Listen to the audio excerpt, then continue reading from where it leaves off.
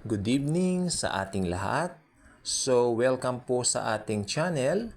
So, ngayon po medyo po naiiba po ang ating topic.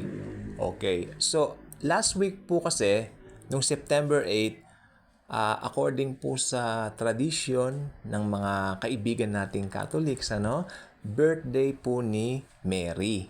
Okay. So, ngayon, medyo meron po akong nakausap, beloved lady, at siya po ay talaga pong family friend.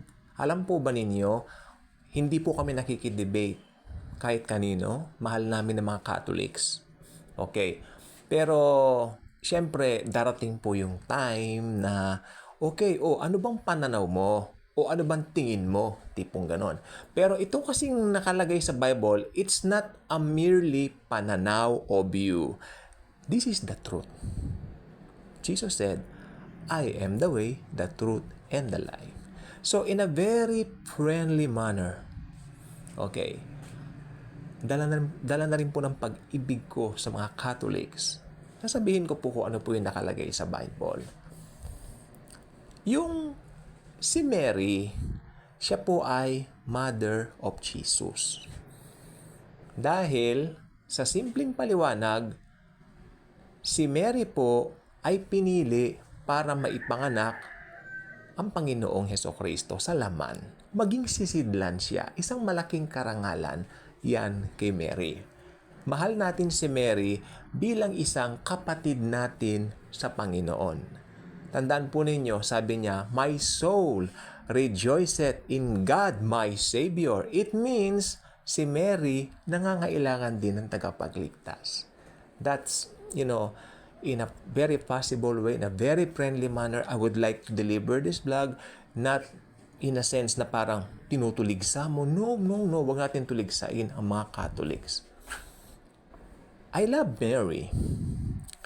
Mary is the one used by God para maipanganak yung kanyang anak sa mundo. What a privilege. What a great privilege. Okay? Pero tandaan po ninyo, tanda po ninyo yung mga wise men. Sa tradition po, ang wise men, 3 hari. Pero alam po ba ninyo sa Bible, madami po sila. Nagtanong-tanong kung nasaan yung bagong ipinanganak na hari ng buong mundo. Amen? So, hinanap nila, nasaan ba yung hari ng buong mundo? Saan pinanganak yung hari ng buong sangkatauhan? Then, nagtanong-tanong sila. And then, syempre, sila po ay nilid ng star. Okay. Entonces, after ilang panahon, natuntun po nila yung lugar kung saan nandoon yung bata, yung baby, na hari ng buong mundo. Amen? Tapos, syempre, nandun din yung kanyang mama, yung kanyang mother, hawak niya yung baby. Pero pansinin niyo sabi ng Bible, at sinamba nila ang bata. So, ang sinamba nila yung bata, si Jesus. Okay. So, ayoko po nakikidebate sa Catholics. Mahal ko ang mga Catholics. Actually, ang mga Catholics po ang pinakamadali nating ma-evangelize at madala natin sa Panginoon. Don't debate with them. Nakita ko po sa lahat ng mga religion na sineshare namin ng gospel, sila po ang very responsive. So, tayong mga born-again Christians, maging mabait tayo sa mga Catholics. Galing po tayo sa Catholic. Amen. Huwag natin silang tutuligsain. Kahit ano yung kaibahan nakikita mo, just present Jesus and His grace.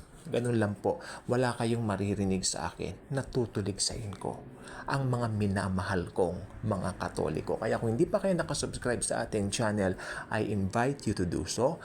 Click the notification bell, share the wonderful love of Jesus. Again, mahal na mahal ko si Mary, kapatid ko siya kay Jesus. Mahalin niyo rin siya, kapatid natin siya.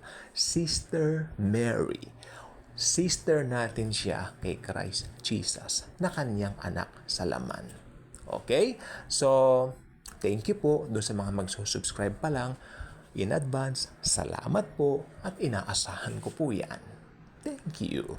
And as always and forever, Jesus truly loves us all.